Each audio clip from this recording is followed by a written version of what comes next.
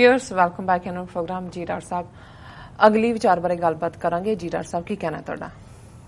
देखो हुण असीं सिख कौम की डिटरमिनेशन की गल कीती जी, ते हुण जुमलेबाज मोदी का भी थोड़ा जिहा ध्यान दईए। बिल्कुल मुगलों के बनाए लाल किले ते जिहड़ा है वो फनी किस्म का ड्रैस पा के खलोता मोदी जिहड़ा है हुण उहदी 14 च उन्हें पहला एड्रैस किया, 15 च किया, 16 ऐतकी चौथी वार किया जी। पर मैं क्योंकि उहदियां तिन्नों ही जिहड़े उहदे भाषण सी उहनां दे उत्ते मैं कमेंटरी करदा रहा नैक्सट डे। उहदी टोन भी, उहदी बॉडी लैंगुएज भी, उहदे अल्फाज दे विच किन्नी हवा है। पर इस बार मैनूं लगा भी वो फुस्क कम हो गया। जुमलेबाजी तो उन्हें मारी कि जी कश्मीर में ना गोली से होगा ना गाली से होगा, सबको गले लगाना होगा। मैं कहा भी ये तो बड़ा फ्रॉड। पर यही जिहड़ा पिछले रेड फोर्ट तो पिछले इस दिन दे उत्ते बलोचिस्तान, गिलगित, कश्मीर उन्हां सारियां दे इशूज़ नूं लिया रहा सी, पाकिस्तानियां नूं धमकियां दे रहा सी, बैशिंग कर रहा सी, चीन वाल भी इशारे कर रहा सी। ऐतकी कुसकिया ही नहीं है। ऐतकी ना पाकिस्तान ना बलोचिस्तान, वो बैठे है मामे चीन वाले निके निके खा के मोमो चोचो सबूते सप खा के आए, उन्होंने दसणगे तुसीं मंत्र पढ़ो। और गल कली वो डोकलाम ते नहीं, असीं अगे कहा सी भी बाकी बॉर्डर ते कल परसों दियां ने खबरां कि लद्दाख बॉर्डर ते जिथे बाढ़ तो बाद कदे टेंशन नहीं हुई उत्थे पूरे पत्थर चले दोनों पासियों। हुण ये नहीं इन्होंने दस्सिया भी इन्हां दे किन्नियां दे अख निकली है जां नक भज्जे है, लेकिन एक गल ज़ाहिर है भी चीन हुण जिहड़ा है उन्हें वो मैसेज देना ज़ाहिर है भी इस बैकड्रॉप च ये ऑलरेडी पत्थरबाजी हो चुकी सी और मोदी दी जिहड़ी आ फूक सरकी हुई सी जिन्होंने पंजाबी च कहंदे ने। और उसनूं ईवन जिहड़ा ओहदा होर भी ईवन BBC ने उस ते जिहड़ियां लैक्चरबाजी दीयां गल्लां कीतियां। ईवन ट्रिब्यून ने भी कहा कि भी इस वार जिहड़ा है उसदा toning down of his foreign policy eloquence. हुण ऐतकी भी नहीं कि सब दुनिया हमारे साथ वो देख रही है, योगा कर रही है। ऐतकी इसके तो बड़े छोटा ऐतकी घंटे तो भी घट दी स्पीच सी अज तक दी सब तो ब्रीफ।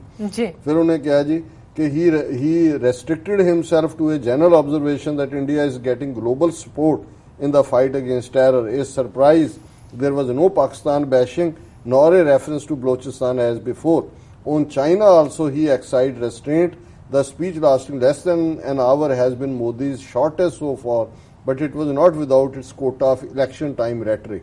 ऐतकी तो उन्हें कहा जी हमने करप्शन मुका दी, ब्लैक मनी देखो असी डीमोनेटाइजेशन की, नोटबंदी उहदे जिहड़ियां कुछ खास गल्लां उहदे लैक्चर दियां ने उन्हां नूं इहने लिया BBC ने। उन्हें कहा जी देखो नोटबंदी तो बाद काला धन बाहर आया, 3 लाख करोड़ रुपया बैंकिंग सिस्टम च आया। तुसीं जो मर्जी कहना है, जो स्टैटिस्टिक्स तो वड्डा कोई झूठ नहीं हुंदा दुनिया च कहा जाता है। ये तो मास्टर ने, ये तो बाणीए ने, ये तो 10 दे नाल 0 ला के 100 बना दिंदे ने, थुक ला के मिटा के उहदा 1 बना रहण देण। ये हुण जो मर्जी। उन्हें कहा जी असीं पूर्वी च बहुत खास ध्यान दे रहे हैं, नॉर्थ ईस्ट दे विच, उड़ीसा दे विच, बिहार च। फिर उन्होंने कहा जी कि बई असीं बहुत देश की सुरक्षा नूं लै के बड़े चिंतित है। फिर कहंदा आस्था दे नां ते हिंसा जिहड़ी वो मंजूर नहीं की जा सकती। देश एकता ते सद्भावना नाल चलदा है, सब नूं नाल लैके चलना साडी तहजीब है और साडी ये सभ्यता है। वाह वाह वाह, क्या कहने तेरा 3 साल दा रूल ये दसदा है कि भाई तुसीं किन्ना क नाल लैके चले हो, तुसीं जिहड़ियां अकलीयतां ने, घट गिणतियां ने, उन्हां दा की हाल कर रहे हो। तब भारत छोड़ो का नारा था, आज भारत जोड़ो का नारा है। तुसीं बहुत भारत नूं जोड़ रहे हो। और जिहड़ी इहदे च भी शरारत कीती है, हुण ज़ाहिर है भी इन्हां ने 2019 दीयां चोणां मुसलमानां दे खिलाफ भावें आर्टिकल 370 नूं तोड़ के होए 35A जां 3 तलाक दा मुद्दा बना के मुसलमानां दा पर्सनल लॉ खत्म करन दा, क्योंकि इहदे च भी उन्हें मैंशन कीता है कि 3 तलाक दे खिलाफ लड़ रहीआं औरतां दे नाल हिंदुस्तान पूरी तरह खड़ा है। कौन लड़ रही ने, किहड़ा हिंदुस्तान, और तुहाडा अपना की हाल है। तुसीं पहलां डॉरी डैथ दा ध्यान देखो, जिहड़ियां जमदियां नूं मारन दी गल देखो, फिर तुसीं जिहड़ियां तुहाडीआं पढ़ियां पढ़ाईआं बच्चियां औरतां ने उन्हां दे नाल दिल्ली रेप कैपिटल बनी हुई है दुनिया दी, उहदे वाल तुसीं ध्यान दिओ। 3 तलाक दा मतलब यह है मुसलमानां नूं ये मैसेज दे रहे हैं। फिर उन्होंने कहा कि जी ये असीं लोकतंत्र, जिवें जुमलेबाजी कि जी ये लोकतंत्र साडा ऐसा होएगा, तंत्र से लोक नहीं लोक से तंत्र चलेगा। एवें अगे इहनूं कहो जी असीं घोड़ा जिहड़ा है छकड़ा घोड़े दे अगे करांगे, फिर घोड़ा पिछे हो जाएगा। फिर जिहड़ा काला धन भ्रिष्टाचार, हाँ, और कश्मीर लई सानू मिल के काम करना होएगा ताकि कश्मीर फिर स्वर्ग बन। 7 लाख फौज उत्थे तुसीं स्वर्ग बनाने लई रखी हुई है और उन्हां दियां एक्टिविटीज जो चल रही ने। और ये सारा कहने तो बाद जिहड़ा मैं समा सीमा देख रहा, मैं बहुत डिटेल च होर हुण नहीं जा सकदा।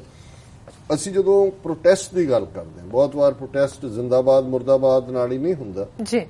कई बार जे हुण जिवें एक पाकिस्तान के कोर कमांडर्स बारे मैनूं एक बारी किसी ने दस्सिया, कहण लगे जी जिहड़े जनरल दे नाल ओह नाखुश हुंदे ने और समझदे ने कि भी हुण इहदा कंटिन्यू होना चाहिए। वो जो कोई जोक सुनांदा, अदरवाइज तो होंदा नहीं सारे खिड़खड़ा के हसते हैं, कि वो जो कोई जोक सुनाउंदा तो वो फिर हसदे नहीं अगों, उन्होंने भी पता लग जाता भी गल बनी नहीं। हाँ, सो हुण कश्मीर च उन्होंने अदरवाइज करफ्यू लाया हुंदा है और मुफ्ती महबूबा वर्गी खड़ी की हुई है, उन्होंने सूट करदा है। हुण लोग जिहड़े ने जदों स्कूलों चों दूजियां तीजियां चों तुसीं फड़ के लै आंदे हो कि जी परेड मार्च करना है और सलामी देनी है, ਜਿਹੜੇ ਡੀਸੀ ਦੇ ਦਫ਼ਤਰ ਦੇ ਦੂਜੇ ਸਟਾਫ ਨੇ ਮੁਲਾਜ਼ਮ, ਉਹਨਾਂ ਨੂੰ ਪਹਿਲਾਂ ਆਰਡਰ ਕੱਢਿਆ ਹੁੰਦਾ ਕਿ ਸਭ ਉੱਥੇ ਆਓ ਸਟੇਡੀਅਮ ਜਿੱਥੇ ਝੰਡਾ ਤਿਰੰਗਾ ਲਹਿਰਾਇਆ ਜਾਣਾ, ਨਹੀਂ ਤਾਂ ਨੌਕਰੀ ਜਾਂਦੇ। ਫਿਰ ਕੁਝ ਲੋਕਾਂ ਨੂੰ ਉਹਨਾਂ ਨੇ ਦੱਸਣ ਦੇ ਲਈ ਜੇ ਹੁਣ 20-25 ਹਜ਼ਾਰ ਦੇ ਸਟੇਡੀਅਮ ਜਾਂ ਦੂਜੇ ਨੇ ਭੀੜ ਤਾਂ ਇਕੱਠੀ ਕਰਨੀ ਹੁੰਦੀ।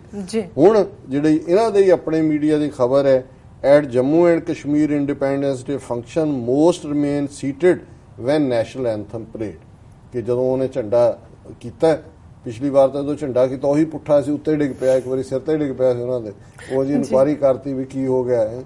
ऐतकी ये सी भी उन्होंने झंडा तो सीधा कर लिया होना, उन्होंने भी मेक श्योर किया होना भी सिर च ना डिगे आके उत्तों, तो फिर नैशनल एंथम पढ़ना सी। पहला ही स्टेडियम खाली सी, जिहड़े लोक सरकारी मुलाजमां वाला भरिया सी, जिहड़े दूजे आ भी गए वो नैशनल एंथम वो खड़े ही नहीं हुए, वो बैठे रहे, उन्होंने गाओ अपना जान साडा। और इन्होंने कहा कि द मेन और सब तो बड़ा फंक्शन सी कश्मीर का श्रीनगर, जिथे चीफ मिनिस्टर खुद लहरा रही सी झंडा। The main Independence Day function at the Bakshi stadium here as most of the people in the general stands remain seated when the national anthem was played soon after Jammu Kashmir chief minister Mehbooba Mufti unfurled the tricolour. However, people sitting in the VIP enclosure, including High Court judges, MLAs, MLCs, bureaucrats and office bearers of political parties, stood up to pay their respect to national anthem. ਜਿਹੜੇ VIP 'ਚ ਬੈਠੇ ਸੀ ਉਹਨਾਂ ਤਾਂ ਨੌਕਰੀਆਂ ਵਾਲੇ ਸੀ, ਪਰ ਆਮ ਲੋਕਾਂ ਨੇ ਉਹਨਾਂ ਨੇ ਕਿਹਾ ਵੀ around 3000 people were present in the stadium ਵਿਚ has a capacity of over 18,000।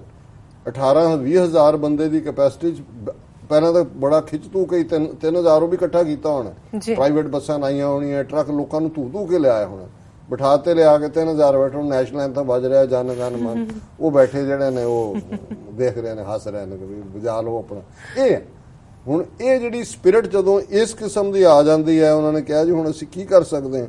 ਉਹ ਯੂਪੀ ਦਾ ਕੋਈ ਆਇਆ ਹੋਇਆ ਸੀ, ਉੱਥੇ ਕੰਟੀਨਜੈਂਟ ਯੂਪੀ ਪੁਲਿਸ ਦੀ ਲਿਆਂਦੀ ਸੀ, ਸ਼ਿਵਦੌਨ ਸਿੰਘ, ਉਹ ਕਹਿ ਰਿਹਾ it was disappointing sight to see such a small gathering at the main venue or even those are not standing.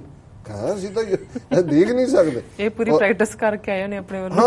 ਹਾਂ, ਇਹ ਤਾਂ ਪੂਰਾ ਇਹਨਾਂ ਨੇ ਦੱਸਣਾ ਸੀ ਕਿ ਜੀ ਦੇਖੋ ਲੋਕ ਕਸ਼ਮੀਰ ਦੇ ਆਜ਼ਾਦੀ ਨਹੀਂ ਚਾਹੁੰਦੇ, ਆ ਦੇਖੋ ਹਜ਼ਾਰਾਂ ਲੋਕ ਖੜੇ ਨੇ, ਜਨ ਗਣ ਮਨ ਗਾ ਰਹੇ ਨੇ, ਉਹ ਕਹਿੰਦੇ ਵੀ ਕਰੋ ਜੋ ਕਰਨਾ। ਸੋ ਇਸੇ ਤਰ੍ਹਾਂ ਮੈਂ ਸਮਝਦਾ ਵੀ ਕਈ ਵਾਰ ਜਿਵੇਂ ਚੀਫ ਮਿਨਿਸਟਰ ਕੋਈ ਵੀ ਉਹਦੇ 'ਚ ਕਰੇਜ ਹੋਣਾ ਚਾਹੀਦਾ। ਇੱਕ ਪਾਸੇ ਮਹਿਬੂਬਾ ਵਰਗੀ ਜਾਂ ਬਾਦਲ ਵਰਗਾ ਜਾਂ ਅਮਰਿੰਦਰ ਵਰਗਾ ਟੁੱਚਾ, ਮੈਂ ਐਡਮਾਇਰ ਕਰਦਾ ਹਾਂ ਮਮਤਾ ਬੈਨਰਜੀ ਨੂੰ, ਹਾਲਾਂਕਿ ਕਈ ਵਾਰੀ ਬੀਬੀ ਇਹ ਜਿਹਨੂੰ ਲੂਜ਼ ਕੈਨਨ ਵੀ ਹੈ। ਹੁਣ ਇਹਨਾਂ ਨੇ ਐਤਕੀ ਮੁਸਲਮਾਨਾਂ ਨੂੰ ਖਾਸ ਤੌਰ ਤੇ ਡਿਚ ਕਰਨ ਦੇ ਲਈ ਜਾਂ ਉਹਨਾਂ ਨੂੰ ਫਰਦਰ ਹਿਊਮਿਲੇਟ ਕਰਨ ਲਈ ਹਿਊਮਨ ਰਿਸੋਰਸ ਮਿਨਿਸਟਰੀ ਨੇ ਕੱਢਿਆ ਆਰਡਰ ਕਿ ਸਾਰੀਆਂ, ਕਿਉਂਕਿ ਅਦਰਵਾਈਜ਼ ਐਜੂਕੇਸ਼ਨ ਸਟੇਟ ਦਾ ਮਹਿਕਮਾ, ਉਹਨਾਂ ਨੇ ਆਰਡਰ ਕੱਢਿਆ ਸਾਰੀਆਂ ਸਟੇਟਾਂ ਦੇ ਵਿੱਚ ਜਿਹੜੇ ਇੰਡੀਪੈਂਡੈਂਸ ਡੇ ਫੰਕਸ਼ਨ ਹੋਣ, ਮਦਰਸਿਆਂ 'ਚ ਵੀ ਹੋਣ। ਯੂਪੀ ਦੀ ਯੋਗੀ ਸਰਕਾਰ ਨੇ ਕਿਹਾ ਉਹਦੀਆਂ ਵੀਡੀਓ ਬਣਾਈਆਂ ਜਾਣ ਔਰ ਦਿੱਤੀਆਂ ਜਾਣ ਕਿ ਜੀ ਨੈਸ਼ਨਲ ਐਂਥਮ ਗਾਇਆ ਗਿਆ ਔਰ ਝੰਡੇ ਝੁਲੇ। ਇਹ ਮੁਸਲਮਾਨਾਂ ਨੂੰ ਹਿਊਮਿਲੇਟ ਕਰਨ। ਹੁਣ ਬੰਗਾਲ ਦੇ ਵਿੱਚ ਜ਼ਾਹਰ ਹੈ ਵੀ ਆਲਮੋਸਟ ਸ਼ਾਇਦ 24-25% ਆਬਾਦੀ ਮੁਸਲਮਾਨਾਂ ਦੀ ਹੈ ਔਰ ਉਹਨਾਂ ਦੇ ਮਦਰਸੇ ਸਕੂਲ ਵੀ ਨੇ। ਮਮਤਾ ਬੈਨਰਜੀ ਨੇ ਜੋ ਹੀ ਉਹ ਆਰਡਰ ਆਇਆ, ਸਕੂਲਾਂ 'ਚ ਇੰਸਟਰਕਸ਼ਨਾਂ ਚਲੀਆਂ ਗਈਆਂ। 2 ਦਿਨ ਪਹਿਲਾਂ ਮਮਤਾ ਬੈਨਰਜੀ ਨੇ ਆਰਡਰ ਕੱਢਿਆ ਵੀ ਕੋਈ ਆਰਡਰ ਨਹੀਂ ਮੰਨਣਾ, ਜਿਵੇਂ ਤੁਸੀਂ ਮਨਾਉਂਦੇ ਹੋ ਉਵੇਂ ਹੀ ਸੈਲੀਬ੍ਰੇਟ ਕਰੋ, ਸਾਨੂੰ ਕੋਈ ਦੇਸ਼ ਭਗਤੀ ਦਾ ਇਹਨਾਂ ਤੋਂ ਸਰਟੀਫਿਕੇਟ ਲੈਣ ਦੀ ਲੋੜ ਨਹੀਂ ਹੈ ਸੈਂਟਰਲ ਗਵਰਨਮੈਂਟ ਤੋਂ, और ये बिल्कुल सेंटर दियां कैंसर वो इन्हों बहुत तकलीफ हुई। हैडलाइन ही है Mamata government locks horns with centre over Independence Day celebration कि उन्हें पूरा पंगा लिया। उन्हें Mamata Banerjee led West Bengal government locked horns with the centre over how to celebrate Independence Day on August 15 in schools across the state. The state government instructed schools to ignore a directive issued earlier by Human Resource Development Ministry asking education institutions to follow a center prescribed format for ID celebration. The state government took the stand amid the ongoing controversy over BJP-led Uttar Pradesh government making it compulsory for madrasa students to sing the national song Vande Mataram. उन्होंने कहा झंडे लहराओ वंदे मातरम गाओ UP ने और उदियां video बनाओ। उन्होंने कहा भी ਅਸੀਂ ਇਹਨੂੰ ਬਿਲਕੁਲ ਨਹੀਂ ਮੰਨਦੇ। In the counter circular issued by the state school education department district project officer of Sarva Shiksha mission has been asked to immediately instruct all schools and educational institutions to stop making preparations for celebration as per the format prescribed by the Senate. Mamta Banerjee ने कहा कि we do not need lessons of patriotism from BJP. Independence Day will be celebrated here this year in the same manner it has been celebrated all these years. उन्होंने कहा जी ਅਸੀਂ ਬਿਲਕੁਲ ਨਹੀਂ ਮੰਨਦੇ ਜਿਵੇਂ ਤੁਸੀਂ ਅੱਗੇ ਮਨਾਉਂਦੇ ਰਹੇ ਹੋ ਉਵੇਂ ਹੀ ਮਨਾਓ।